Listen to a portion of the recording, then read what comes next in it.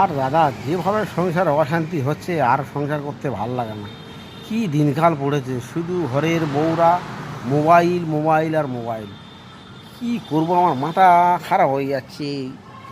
উফ, বিরক্তি লেগে যাওয়ার পর কীভাবে সংসার, শুধু জ্বালা যন্ত্রণা অশান্তি ছাড়া সংসারে কিছু নেই।